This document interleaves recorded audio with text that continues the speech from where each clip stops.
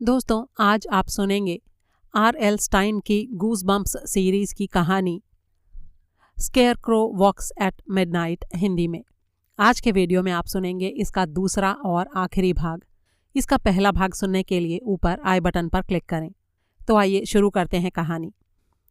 Chapter 18। Lunch के समय Stanley और स्टिक्स वहां नहीं थे। नाना कर्ट ने बताया कि वो राशन लाने शहर गए थे। मार्क की कलाई में सिर्फ मोच ही आई थी।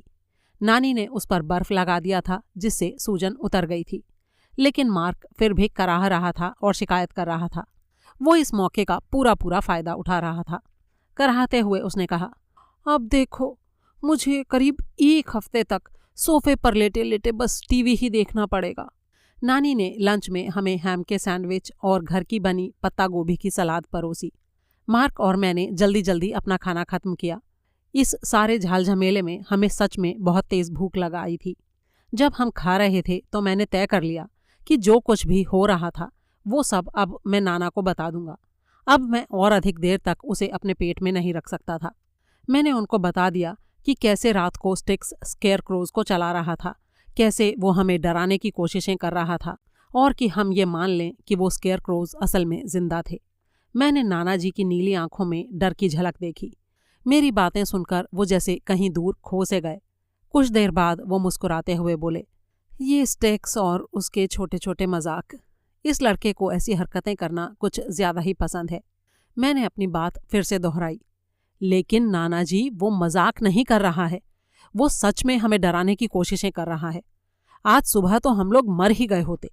नानी मरियम बीच में बुदबुदाई, स्टिक्स बहुत अच्छा लड़का है, वो तुम्हें कोई नुकसान नहीं पहुंचाएगा, वो बस मज़ा लेना चाहता है। ये कहते हुए वो न जाने क्यों मुस्कुरा रही थी। मैंने थोड़ा व्यंग्य भरे स्वर में कहा, कुछ ज्यादा ही मज़ा ले रहा है वो। मार्क ने भी कराहते हुए मेरी हाँ में हाँ मिलाई। हाँ, मेरी कलाई तो करीब करीब टूट ही गई थी। नाना और नानी हमारी तरफ देखकर थोड़ा सा मुस्कुराए, लेकिन उनके चेहरे उन स्केयर क्रोज के पेंट किए हुए चेहरों की तरह एकदम जड़वत थे। खाना खाने के बाद मार्क सोफे पर पसर गया, जहां उसका पड़े पड़े दिन भर टीवी देखने का विचार था। उसे तो बस बाहर न जाने का कोई बहाना चाहिए था, जो उसे मिल गया था। मैंने स्टैनली के ट्रक के अंदर आने की आवाज़ सुनी। मैंने सोच लिया कि मैं स्टिक्स के पास जाकर कहूँगा कि हम उसकी इन स्केयर क्रोज वाली बेहुदा चालों से अब ऊब चुके हैं। मुझे इस बात पर कतई यकीन नहीं था कि उसकी ये सारी शरारतें सिर्फ मज़े के लिए थीं। मुझे पूरा यकीन था कि वो हमें डराना या चोट पहुंचाना चाहता था, और मैं ये जानना चाहता था कि वो आखिर ऐसा कर क्यों रहा है। स्टिक्स और स्टैनली मुझे बाहर आंगन में नहीं दिखाई पड़े, इसलिए मैं घास पर से होते हुए उस गेस्ट हाउस की तरफ गया जहां वो रहते थे। ये बहुत ही खूबसूरत और प्यारा दिन था।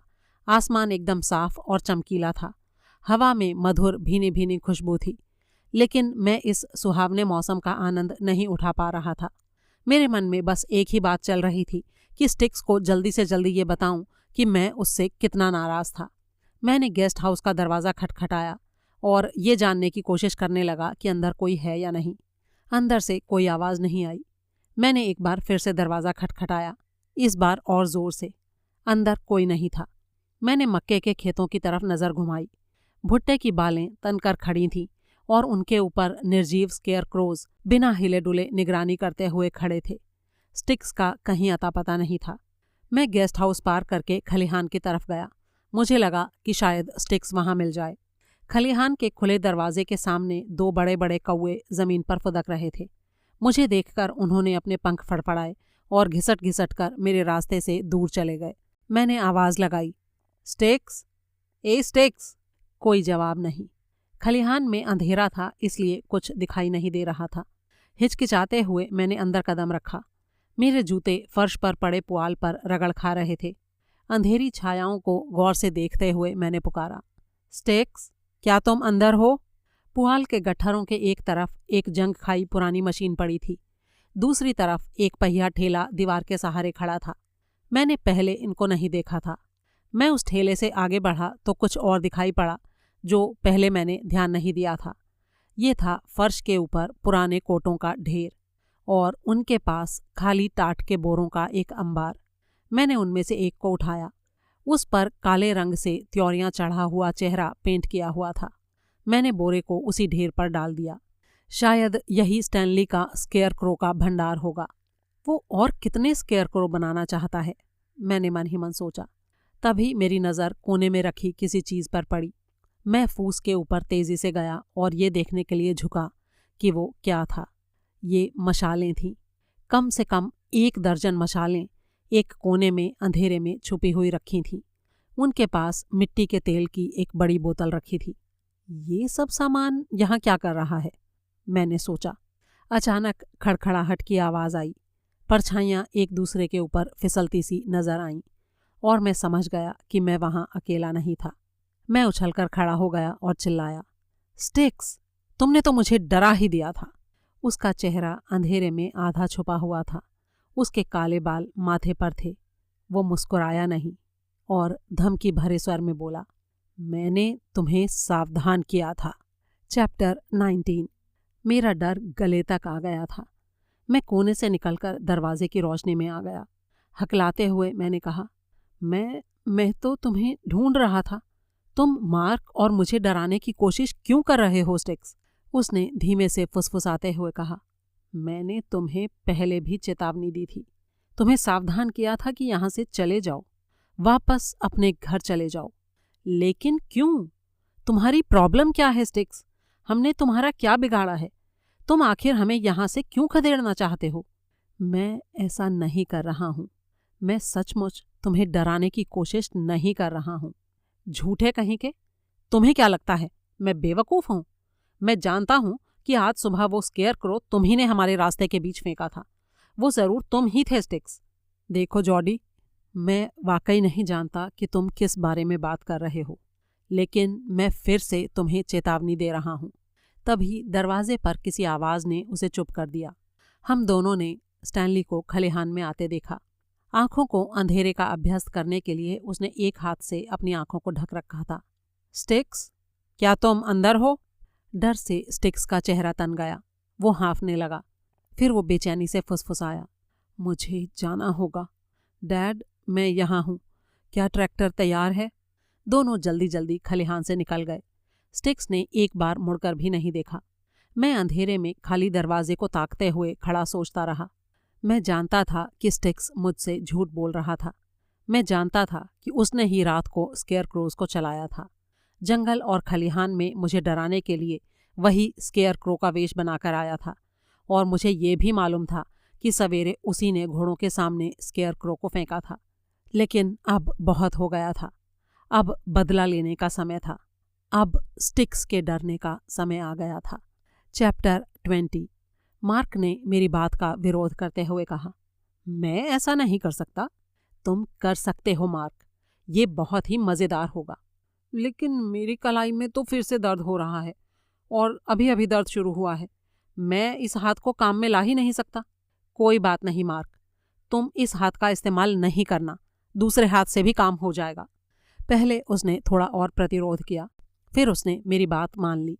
उसकी आंखें उल्लास से चमकने लगीं। वैसे तुम्हारा आइडिया है तो मज़ेदार जॉडी, इसे करने में मज़ा तो बहुत आएगा, उसने कहा।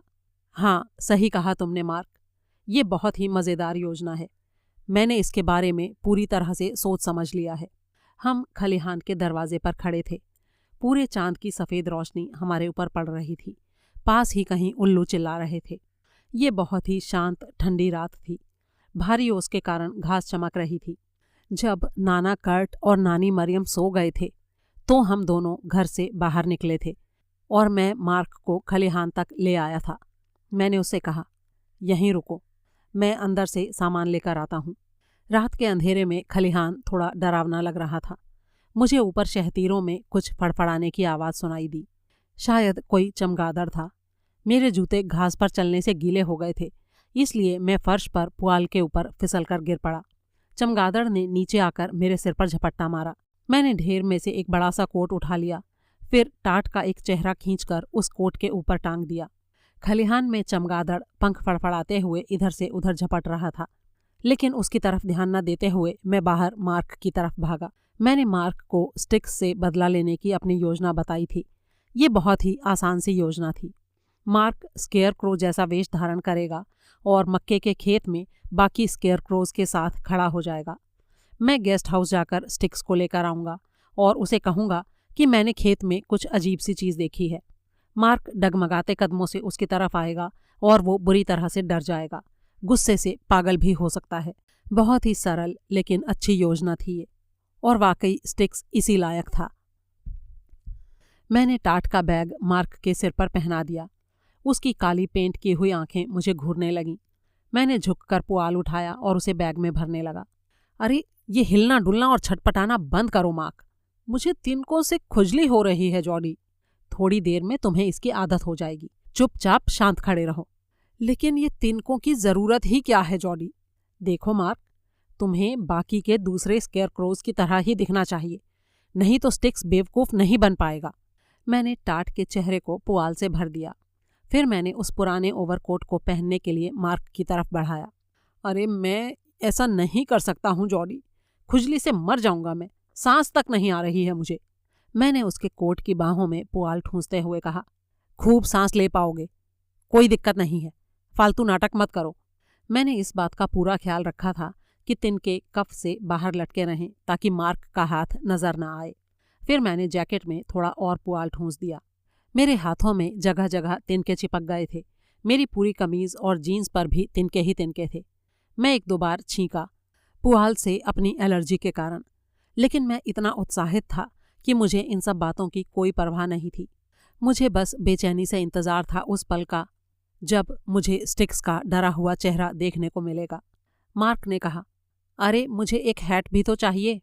मैं सोच में पड़ गया। स्केयर क्रो के दूसरे सामानों के साथ खलिहान में हैट्स नहीं थे। ऐसा करते हैं, हम किसी असली वाले स्केयर क्रो के सिर से एक हैट उतार लेंगे। इतना कहकर मैं अपनी कलाकारी देखने के लिए थोड़ा पीछे हटा। मार्क काफ़ी अच्छा लग रहा था, लेकिन अभी थोड़े और पुआल की ज़रूरत थी। उसे भी उसके कोट में ठूंस कर मैंने उससे कहा, अब ये मत भूलना कि तुम्हें बाहें सीधी बाहर निकालकर सीधे तनकर खड़े रहना है। मार्क ने शिकायत करते हुए कहा, मेरे पास और कोई ऑप्शन है क्या? मैं तो हिल भी नहीं पा रहा हूँ। अच्छी बात है, अब तुम पूरी तरह से तैयार हो। चलो अब चलते हैं। मैं उसे लेकर मक्की के खेतों की तरफ बढ़ गया। मार्क ने चलते चलते सवाल किया, क्या तुम्हें लगता है कि हमारी ये योजना अच्छी तरह से काम कर जाएगी? क्या तुम्हें विश्वास है कि हम स्टिक्स को डराने में कामयाब हो पाएंगे? मैंने हाँ में सिर हिलाया। मेरे चेहरे पर एक दुष्ट हंसी फैल गई। हाँ, कर पाएंगे। स्टिक्स का एक बहुत ही हैरत अंगेज आश्चर्य से सामना होने वाला है, लेकिन मैं नहीं जानता था कि असल में हम सभी का क्या होने वाला था। चैप्टर 21। मैं दोनों हाथों से मार्क के हाथ पकड़कर उसे मक्की के खेतों में ले गया। वो एकदम स्केयर क्रो की तरह लग रहा था, बहुत ही डरावना। तिनकों के गुच्छे उसकी गर्दन और कोट के कफ से बाहर निकल रहे थे। बड़ा सा ढीला ढाला पुराना कोट उसके कंधों पर लटका हुआ था और उसके घुटनों को छू रहा था। जैसे ही हमने धीरे धीरे मकई की संकरी पंक्तियों में घुसना शुरू किया, हमारे जूते सूखी धरती पर चरमराने लगे। अचानक मैंने ज़मीन पर कुछ सरसराहट सुनी और मेरी एक लंबी सांस निकल गई। क्या ये कदमों की आहट थी? मार्क और मैं दोनों वहीं रुक गए और ध्यान से सुनने लगे। जैसे जैसे हवा तेज होती गई, मक्की की लंबी लंबी डंडियां झुकती चली गईं। जब वे हिलती तो डरावनी चरमराहट की आवाज़ होती। पके हुए भुट्टे की बालें अपने ही बाहर से इधर उधर डोल रही थीं। हमने फिर से एक सरसराहट सुनी, हल्के से रगड़ने की आवाज़, हमारे एकदम नज़दीक। मैंने धीरे से मार्क से पूछा, क्या तुम्हें भी ये हल्की हल्की रगड़ने जैसी, ब्रश फेरने जैसी आवाज़ सुनाई दे रही है मार्क? हवा में हिलती डुलती मक्की की डंडियां हमारे ऊपर झुकी जा रही थीं। इससे पहले कि मार्क कोई जवाब देता, नज़दीक ही एक डाली टूटी और मैं डरकर उछल पड़ा।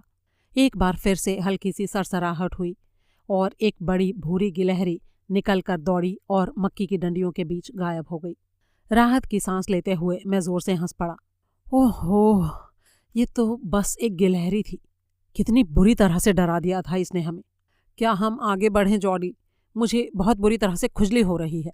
मार्क ने अपने दोनों हाथ उठाकर बैग में से ही चेहरे पर खुजलाने की कोशिश की, लेकिन मैंने जल्दी से खींचकर उसकी बाहें नीची कर दी। अरे रुक जाओ, तुम सारे तिनकों को उल्टा पुल्टा कर दोगे। वो बहुत ही खिजियाए हुए स्वर में बोला, लेकिन मुझे ऐसा लग रहा है जैसे मेरे पूरे चेहरे पर सैकड़ों कीड़े रेंग रहे हों और मुझे कुछ दिखाई भी नहीं दे रहा है। तुमने आंखों के लिए जो छेद बनाए थे वो काफ़ी नहीं है। अच्छा ठीक है, जल्दी जल्दी मेरे पीछे चलो, जल्दी ही ये खेल खत्म हो जाएगा। शिकायतें करना बंद करो। मार्क ने कोई जवाब नहीं दिया, लेकिन मुझे मक्की के खेत में अंदर तक आगे आगे जाने दिया। अचानक हमारे रास्ते पर एक काली परछाई नजर आई। पहले मैं चौंका, लेकिन फिर समझ गया कि ये एक स्केयर क्रो की लंबी सी परछाई थी। मैंने अपना हाथ आगे करके उसके तिनकों के हाथ को हिलाते हुए पूछा, हेलो, कैसे हो? क्या मैं तुम्हारा हैट उधार ले सकता हूँ? और फिर मैंने टाट के सिर पर से तिरछा भूरा हैट नीचे खींच लिया। फिर मैंने उसे मार्क के टाट के सिर पर अच्छी तरह से जमा दिया। अरे क्या कर रहे हो, थोड़ा संभाल कर। मार्क ने विरोध किया। मैं ये नहीं चाहता कि हैट गिर जाए, लेकिन मेरी खुजली बंद नहीं हो रही है जॉडी। क्या तुम मेरी पीठ खुजला दोगे प्लीज? मेरी पूरी पीठ में खुजली हो रही है। मैंने उस पुराने कोट की पीठ को 2-4 बार जोर जोर से रगड़ा। फिर मैंने कहा, घूम जाओ। चारों तरफ से उसे देखकर मैं संतुष्ट हो गया। वो बिल्कुल एक स्केयर क्रो की तरह ही लग रहा था। मक्की की 2 कतारों के बीच की छोटी सी खाली जगह में उसको लाकर मैंने कहा, अब तुम यहीं पर खड़े रहना।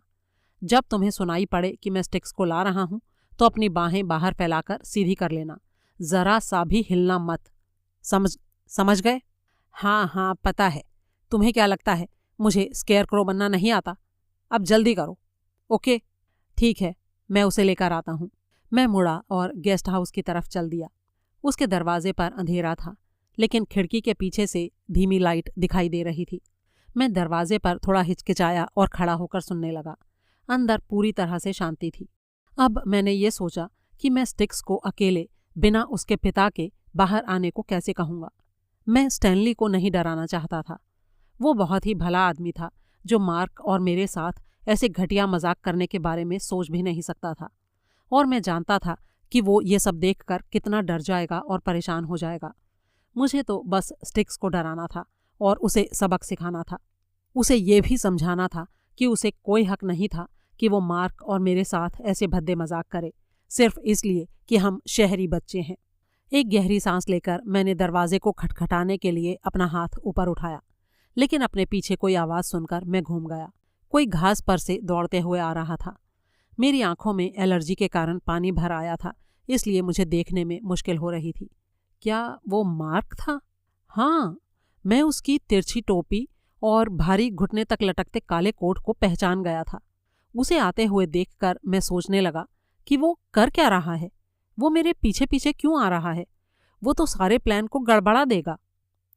जब वो नज़दीक आया तो उसने अपना तिनकों वाला हाथ ऐसे उठाया मानो मेरी तरफ इशारा कर रहा हो। मैं धीरे से फुसफुसाया, मार्क, क्या बात है? तुम्हें मेरा पीछा थोड़ी करना था। तुम सब गड़बड़ कर दोगे। यहाँ क्यों आए हो तुम? उसने मेरी बात पर कोई ध्यान नहीं दिया और तिनकों को घसीटते हुए दौड़ता रहा। मार्क, प्लीज वापस चले जाओ, जाओ। मेरी बात पर कोई ध्यान दिए बिना वो बढ़कर मेरे सामने आया और उसने मेरे कंधों को पकड़ लिया। और जब मैंने उन काली पेंट की हुई आंखों में देखा तो मेरे डर का कोई ठिकाना नहीं रहा जब मुझे ये एहसास हुआ कि वो मार्क नहीं था। चैप्टर 22। मैं चिल्लाया और मैंने खुद को छुड़ाकर भागने की कोशिश की, लेकिन स्केयर क्रो ने मुझे कसकर पकड़ रखा था। मैं कांपती आवाज़ में चिल्लाया, स्टिक्स, क्या ये तुम हो? कोई जवाब नहीं। मैं उन भावहीन काली पेंट की हुई आंखों में ताकता रहा और मैंने महसूस किया कि उनके पीछे कोई जीवित मानव आंखें नहीं थीं। तिनके वाले हाथों ने मेरे गले को खरोंचा। मैंने चिल्लाने के लिए मुंह खोला ही था कि गेस्ट हाउस का दरवाज़ा जोर से खुला। स्टिक्स, तुम? स्टिक्स बाहर निकला और छोटे से चबूतरे पर चढ़ गया। फिर उसने कोट के कंधों से स्केयरक्रो को पकड़ा और फर्श पर उछाल दिया। बिना कोई आवाज़ किए स्केयरक्रो जमीन पर गिर पड़ा। वो पीठ के बल पसरा हुआ भावशून्य नज़रों से हमें देख रहा था। ये कौन है? अपनी गर्दन को सहलाते हुए मैं बोला।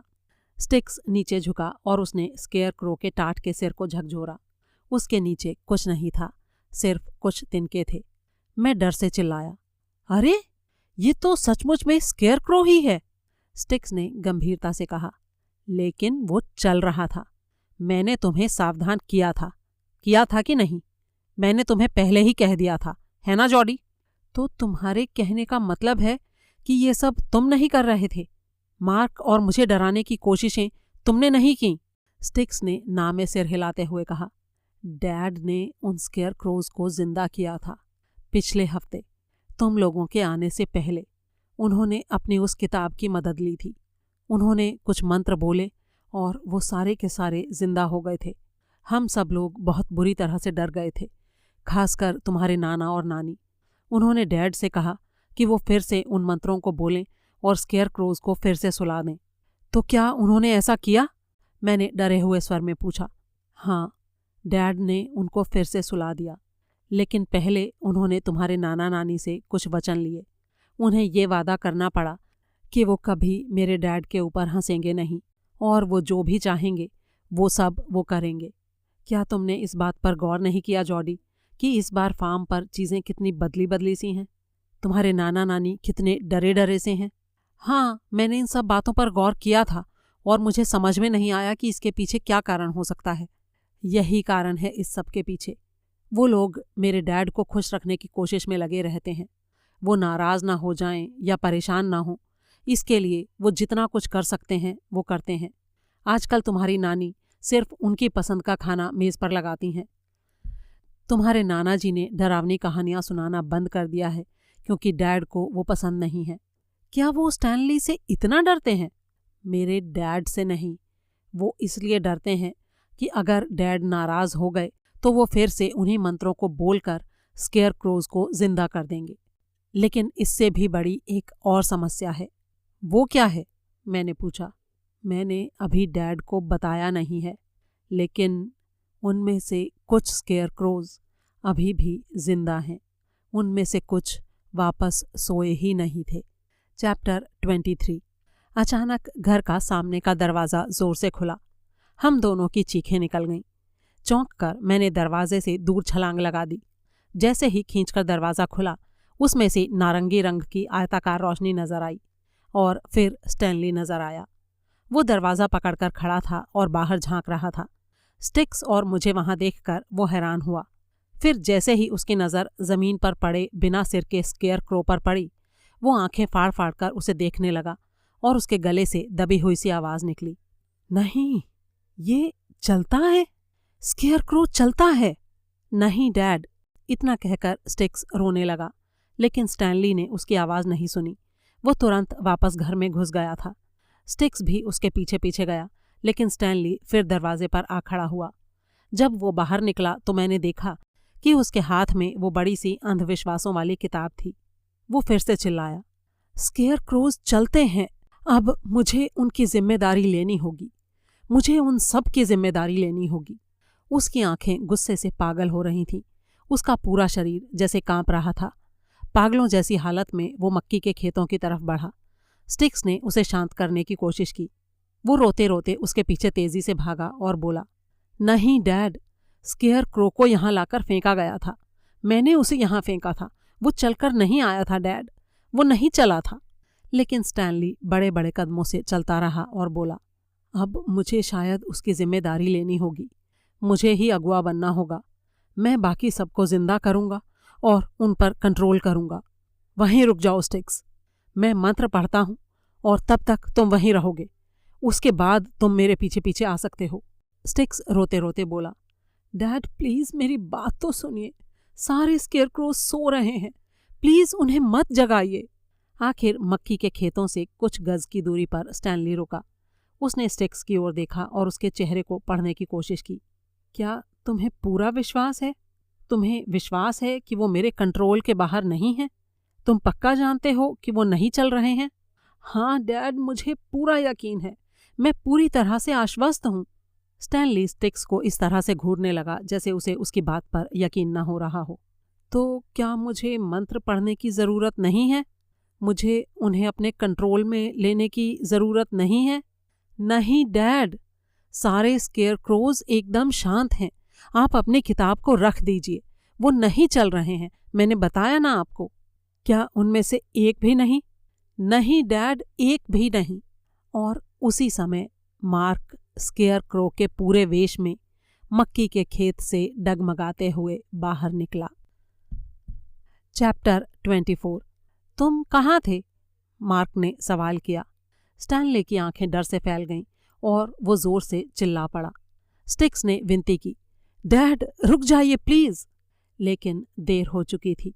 स्टैनली उस बड़ी सी किताब को अपने सामने ऊपर उठाए हुए मक्की के खेतों की तरफ बढ़ गया। मार्क ने टाट के बैग वाला चेहरा हटाया और पूछा, क्या हमने भंडाफोड़ कर दिया है? क्या ये मजाक खत्म हो गया है? यहाँ हो क्या रहा है? लेकिन उसे जवाब देने का समय नहीं था। स्टिक्स का चेहरा डर से तना हुआ था। वो चिल्लाया, हमें डैड को रोकना ही होगा। लेकिन स्टैनली मक्की की लंबी लंबी कतारों के बीच गायब हो चुका था। मेरी एलर्जी बहुत ज्यादा बढ़ गई थी। मैं आंखों को साफ करने के लिए बार बार रगड़ रहा था।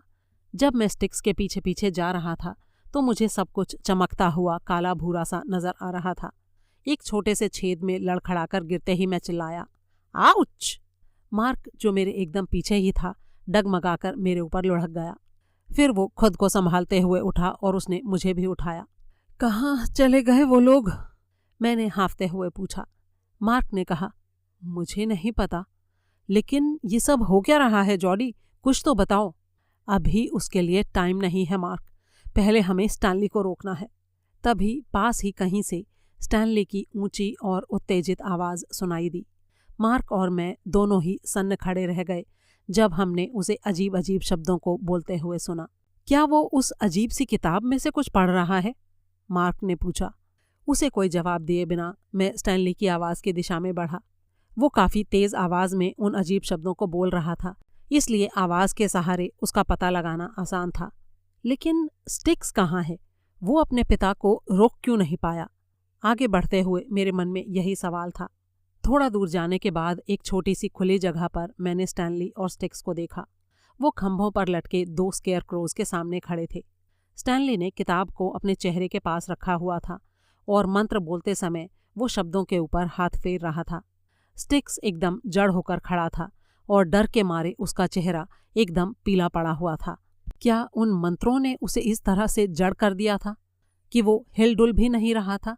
स्केयर क्रो अपने खंभों पर तनकर खड़े थे और ऐसा लग रहा था मानो अपनी तिरछी टोपियों के नीचे से उनकी काली पेंट की हुई आंखें निर्जीव सी ताक रही हों। जैसे ही स्टैनली ने मंत्र पढ़ना बंद किया, मार्क और मैं उस खुली जगह में घुसे। उसने बड़ी सी किताब को जोर से बंद किया और एक बांह के नीचे दबा लिया।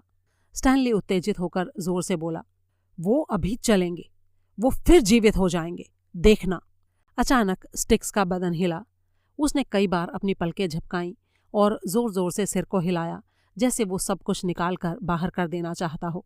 हम सब उन दोनों स्केयर क्रोज को देख रहे थे। वो भी हमें घूर रहे थे, निर्जीव और अचल। चंद्रमा के ऊपर से बादल छंटकर आगे चले गए थे। मैं उस डरावनी पीली रोशनी में गौर से देख रहा था। चारों तरफ एकदम शांति थी और हमें सिर्फ स्टैनली की उखड़ी सांसों और उसके हाँफने की आवाज़ें सुनाई दे रही थीं, जब वो उत्तेजना के साथ इंतजार कर रहा था कि उसके मंत्र काम करें और स्केयर क्रोज जिंदा हो जाएं। पता नहीं कितनी देर हम लोग वहां बिना हिले डुले स्केयर क्रोज को एकटक खड़े देखते रहे। आखिर दुखी स्वर में स्टैनली बोला, मंत्रों ने काम नहीं किया, लगता है मैंने कुछ गलती कर दी है। स्टिक्स के चेहरे पर मुस्कुराहट आ गई। वो खुशी से चिल्लाते हुए बोला, आहा, डैड सफल नहीं हुए। और तभी मैंने सूखे तिनकों की खड़खड़ाहट सुनी। मैंने देखा कि उन दोनों स्केयर क्रोज के कंधे ऐंठने लगे थे। फिर उनके सिर आगे को झुके और उनकी आंखों में उस वक्त एक अजीब सी चमक थी। जब दोनों तड़फड़ाकर अपने खंभों से अलग हुए तो सूखे तिनकों की चरमराहट जोर से सुनाई दी और वे चुपचाप जमीन पर उतर आए। चैप्टर 25। स्टिक्स चिल्लाया, जाओ, अपने नाना नानी को सावधान कर दो, जल्दी करो, जाकर उन्हें बताओ कि मेरे डैड ने क्या किया है। मार्क और मैं हिचकिचाए। हम स्केयर क्रोज को देख रहे थे। उन्होंने अपनी बाहों को फैलाया, अपने टाट के सिरों को घुमाया, मानो एक लंबी नींद के बाद वो जाग रहे हों। तभी मार्क खेतों की ओर इशारा करते हुए दबी आवाज में फुसफुसाया, जॉडी, उधर देखो। पूरे खेत में काले कोट वाले स्केयर क्रोज छटपटाते हुए, हाथ पैर फैलाते हुए, तनते हुए अपने अपने खंभों से नीचे उतर रहे थे। 1 दर्जन से भी ज्यादा स्केयर क्रो चुपचाप जिंदा हो रहे थे। स्टिक्स अभी भी चिल्ला रहा था और स्टैनली जड़वत खड़ा था, दोनों हाथों में किताब को कसकर पकड़े हुए। वो अपना सिर हिलाते हुए अपनी विजय का आनंद ले रहा था। स्टिक्स का चेहरा डर से सख्त हो गया था। उसने मुझे जोर से धकेला और बोला, दौड़ो, जल्दी जाओ। मार्क और मैं मुड़े और मक्की के खेतों से होते हुए दौड़ने लगे। हमारे सामने अंधेरे में फार्म हाउस धुंधला सा नजर आ रहा था।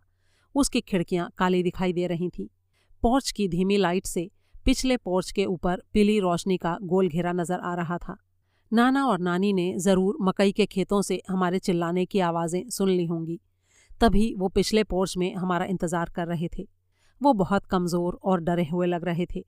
नानी मरियम ने अपनी नाइट ड्रेस के ऊपर फ्लालेन का बाथरोब पहन रखा था। अपने छोटे छोटे लाल बालों पर एक स्कार्फ बांध रखा था। नाना कर्ट ने अपने पाजामे के ऊपर ओवरऑल डाल रखा था। जब मार्क और मैं दौड़ते हुए ऊपर आए तब वो अपनी छड़ी पर झुके हुए सिर हिला रहे थे। नाना, स्केयरक्रोज, वो चल रहे हैं। स्टैनली ने... क्या तुमने स्टैनली को परेशान किया था? नाना ने दुखी स्वर में पूछा। उसने मुझसे वादा किया था, अगर हम उसे परेशान नहीं करेंगे तो वो कभी ऐसा नहीं करेगा। क्या तुम लोगों ने उसके साथ कुछ किया है? मैंने जवाब दिया, ये केवल एक हादसा था नाना, असल में हम ऐसा कुछ नहीं करना चाहते थे।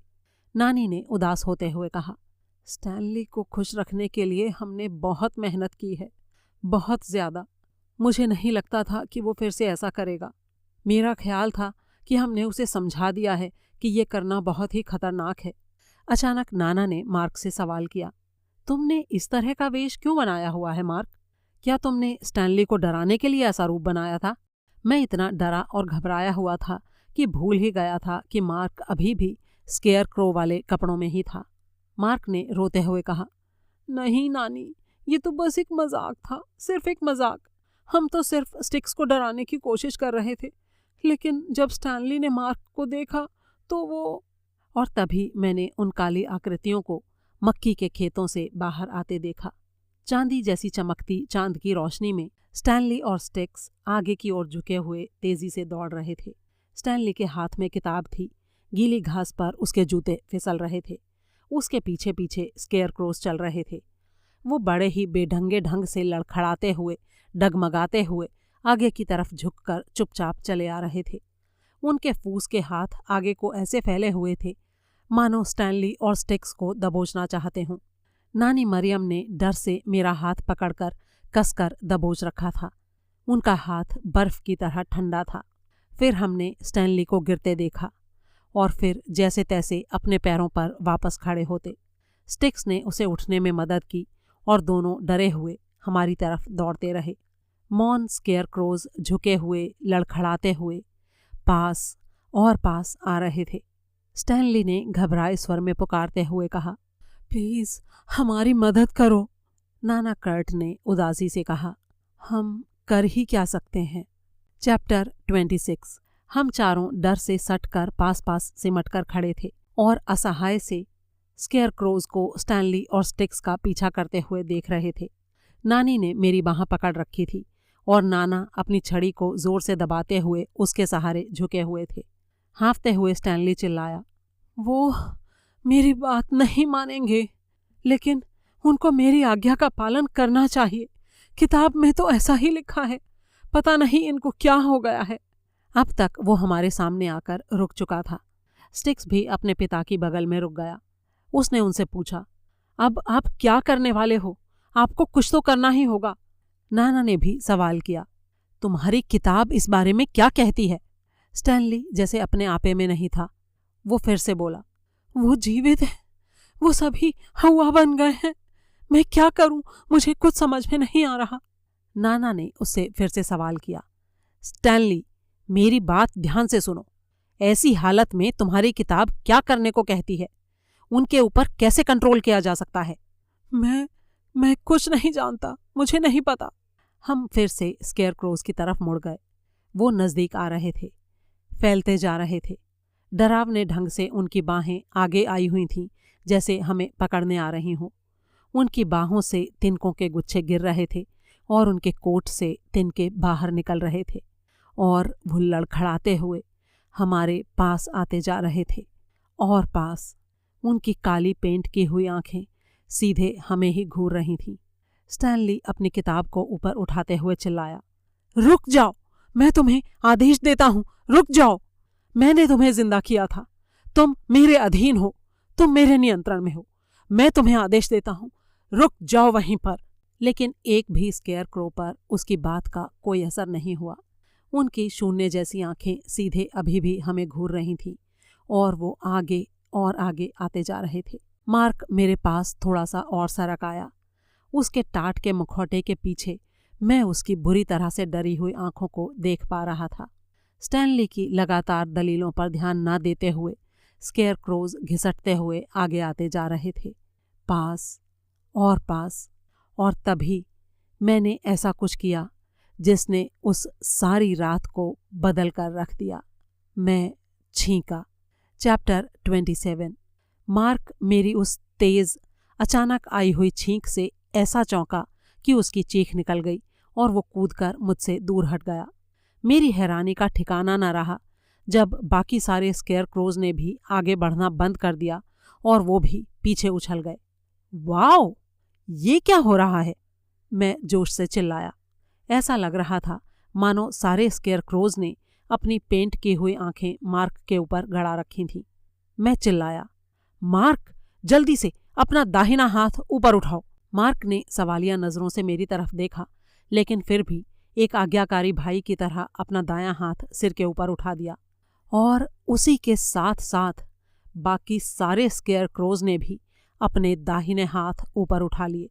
नानी जोश से चिल्लाई, मार्क, वो तुम्हारी नकल कर रहे हैं।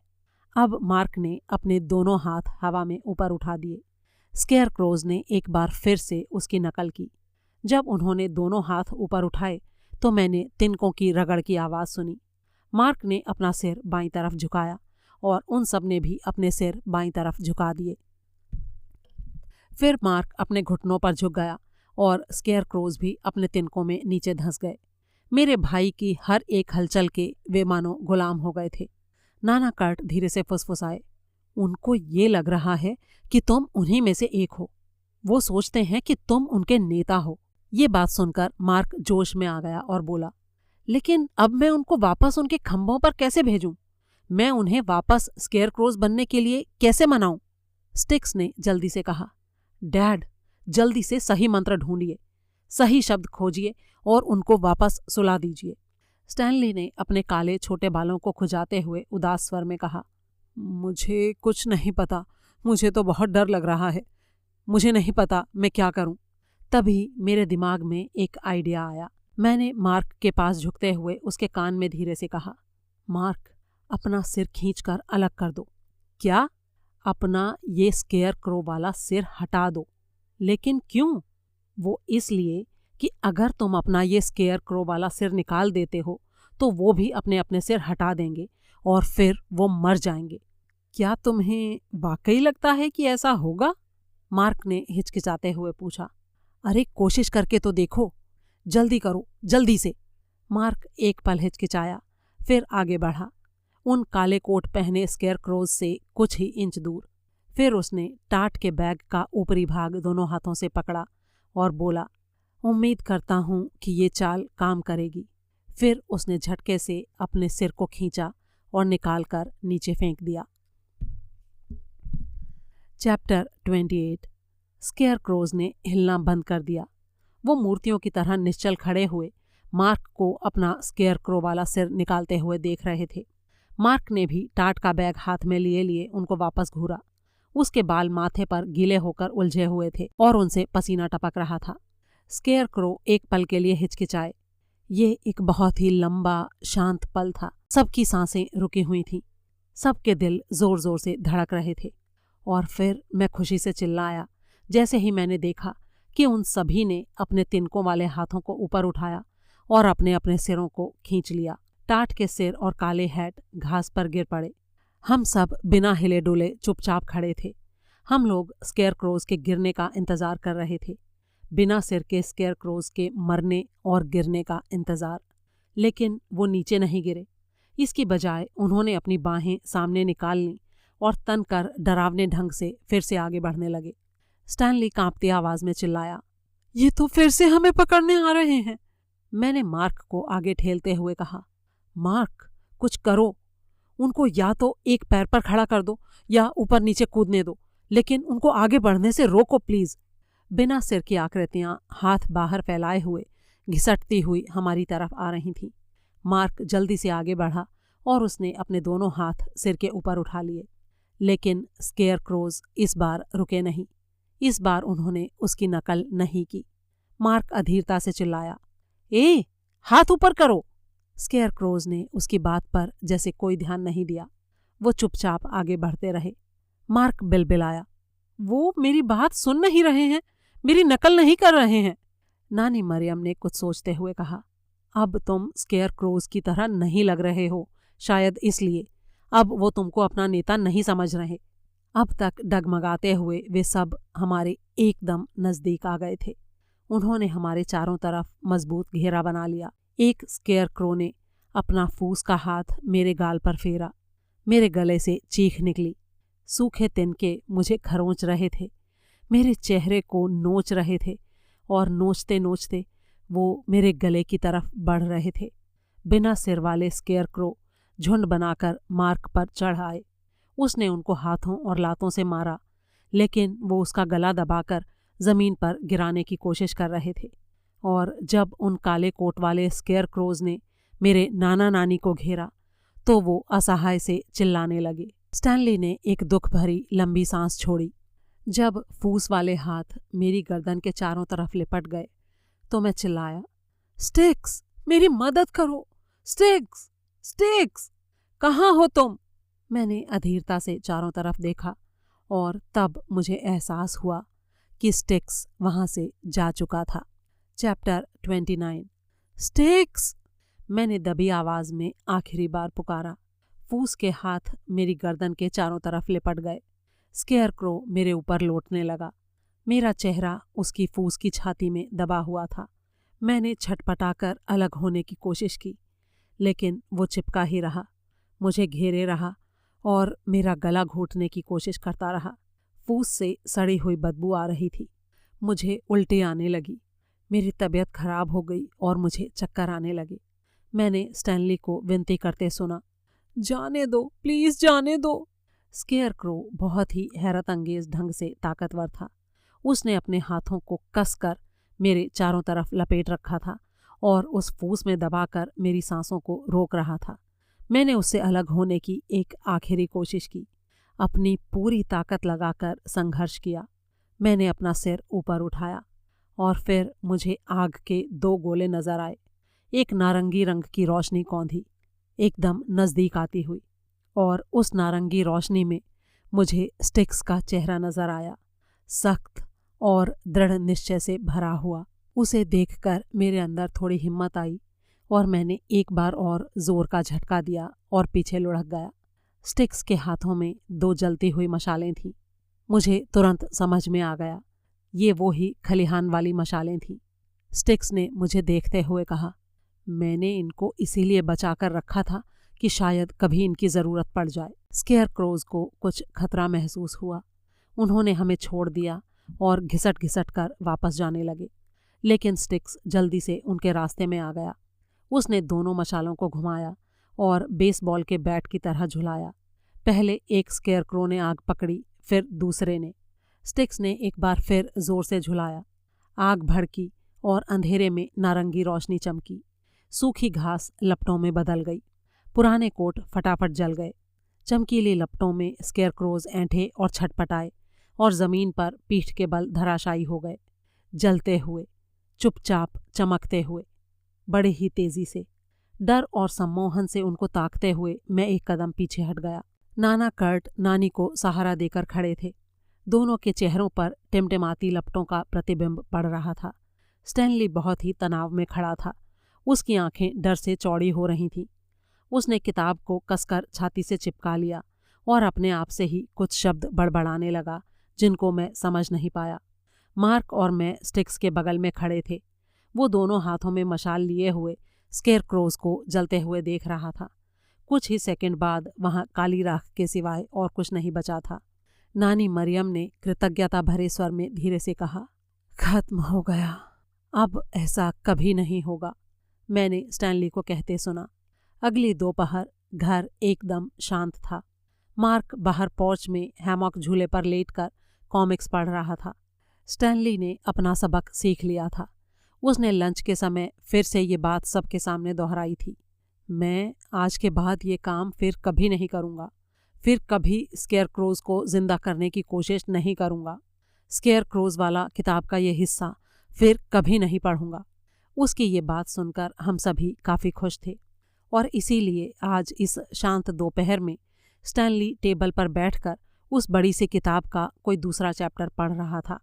बैठक में सोफे पर अकेले बैठा हुआ मैं स्टैनली की मरमराहट सुन रहा था और बीती रात के बारे में सोच रहा था। शांत दोपहरी में अकेले बैठकर जो सब कुछ हुआ उसके बारे में सोचना मुझे अच्छा लग रहा था। पूरे कमरे में एकदम अकेले जो स्टैनली की किताब पढ़ने की फुसफुसाहट को सुन रहा था। अकेले जो बड़े से ठुसे हुए भालू को आंखें झपकाते देख रहा था। अकेले जो भालू को होंठ चाटते हुए प्लेटफॉर्म से नीचे आकर हवा में अपने बड़े बड़े पंजे मारते हुए देख रहा था। किसी जादू की तरह जब वो अपनी शीत निद्रा से बाहर आया तो उसके चेहरे पर दिखने वाली उस भूख को देखने वाला भी अकेला मैं ही था। मैंने ऊंची आवाज में पूछा, स्टैनली, स्टैनली, क्या हो गया है तुम्हें? अब कौन सा चैप्टर पढ़ रहे थे तुम?